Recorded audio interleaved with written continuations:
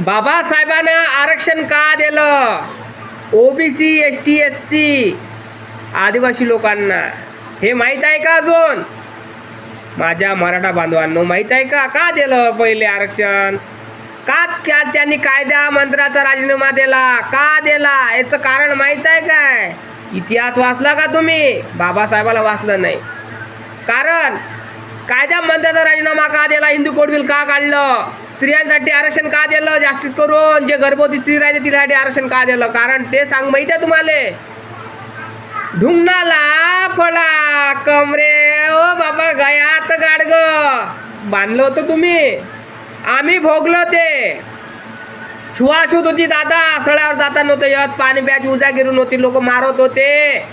परछायाची आमची बाट येत होता. एवढा बाट होता. आम्ही एवढं भोगलं.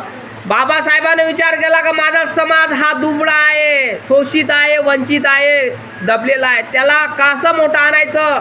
तर आरक्षण म्हणून त्यांना दिलं. समजलं काय?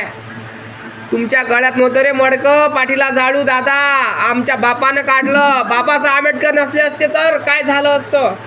आमचा शोषित समाज पीडित मरतच राहिला असता. अरे कुत्र्याला इज्जत राही असते रे, पण आम्हाला इज्जत नव्हती. कुत्र्याला लोक भागत टाकत होते, पण आम्हाला टाकत नव्हते.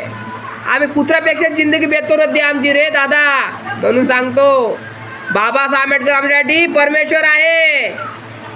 त्याच्याबद्दल कोणी बोललो तर आम्हाला अंगाले असं असं जलजला होते की मी तुम्हाला सांगू शकत नाही. म्हणून म्हणतो दादा बाबासाहेब आंबेडकरांची विचार घ्या.